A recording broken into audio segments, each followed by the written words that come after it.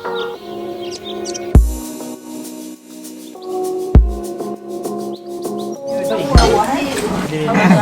really good.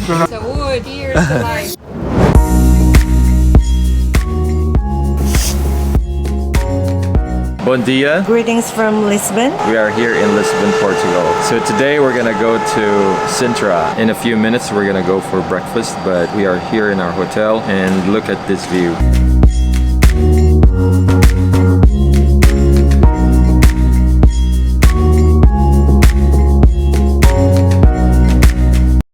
We booked our day trip to Sintra through Sintra Tours Portugal, the most convenient and the best way to see Sintra in terms of value, even with admission fees to the attractions not included. Line and I and our daughter and 3 of our friends were picked up in front of our hotel early morning by our tour guide and driver Juan. The ride to and from Sintra is very informative in an 8-seater Mercedes van. There are other ways to get to Sintra, like driving a car, but not advisable in summer as it creates more traffic in the narrow streets of Sintra. If you are fit and plan to walk, it's a 55-minute steep uphill hike which can be very tiring on a hot summer day. Taking a train from Lisbon to the town of Sintra is another way, then taking a bus or tuk-tuk or Uber or taxi to Pena Palace and other sites from the Sintra train station. The convenience of the small group tour in a van that drops you off door to door to the attractions in Sintra, plus the beautiful town of Cascais on our way back to Lisbon is so worth it. So once you get the ticket, they will check it at the entrance and then you will wait for the shuttle. There's the shuttle that will take you to the castle. It is strongly advised to book the palace admission in advance online. Because of its popularity, visits to the palace are via a time ticket, which provides a 30-minute time window to enter the main building of the palace. We purchased the ticket for the palace in the park, including the transfer or shuttle, instead of walking uphill about 20 to 30 minutes depending on your pace. There is also that option to purchase the entrance ticket to the park only for half the price. This ticket will give you access not only to the 500 acres of gardens and exotic plants of Pena Park, but also to the Countess of Edla and palace surroundings, allowing you to see a lot of the palace from the outside, but be aware that you won't have access to the palace terraces.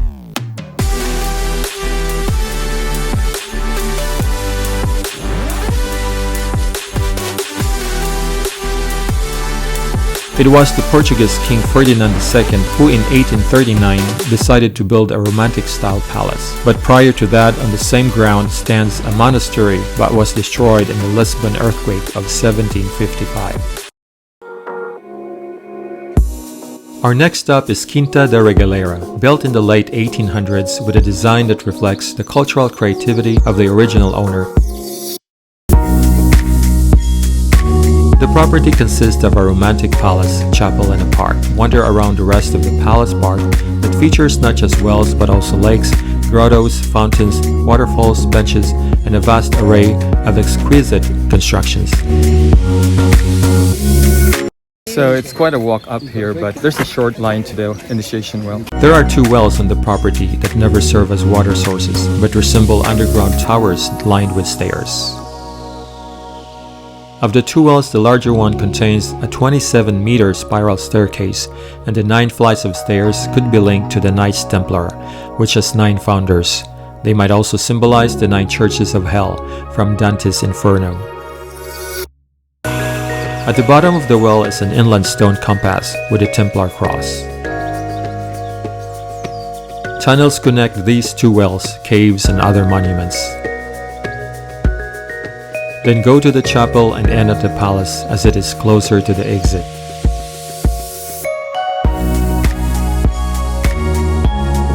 The impressive palace facade is characterized by Gothic pinnacles, capitals, gargoyles, and an octagonal tower. We are now in the center of Sintra, the town of Sintra, and the ladies are window shopping right now, so I'm just gonna hang out here. And that's Palacio Nacional de Sintra. Designated as a UNESCO World Heritage Site, that is the best preserved medieval royal residence in Portugal.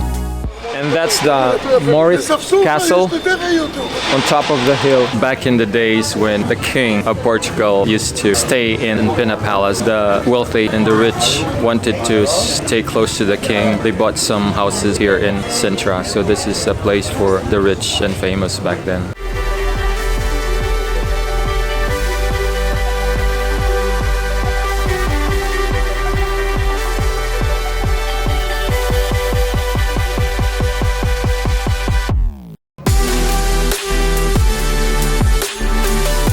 So while they are shopping, I'm gonna taste the traditional Ginja. So let's see, it's a liqueur with cherry. So it's a sour cherry. It's actually good.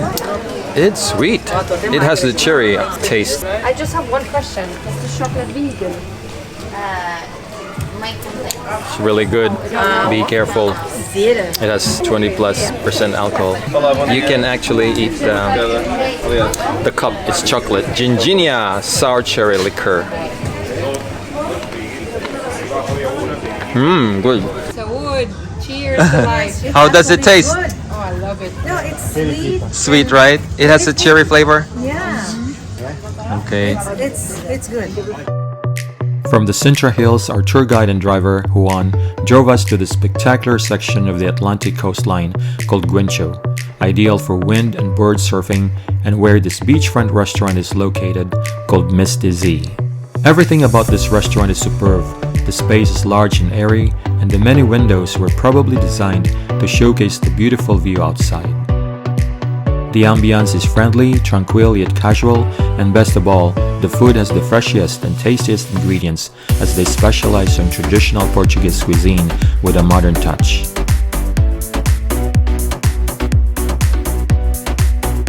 May, how is it? Very flavorful. Tastes really good. From Meste Ze, we stopped over at Boca do Inferno, a chasm located in the seaside cliff of Cascais. There's no whale here. When the waves are bigger, then they call it Inferno. The seawater has access to the deep bottom of the chasm, battering its rocky walls. Then, we went to the center of this beautiful seaside town of Cascais. Unfortunately, because it was raining, Juan just drove us around.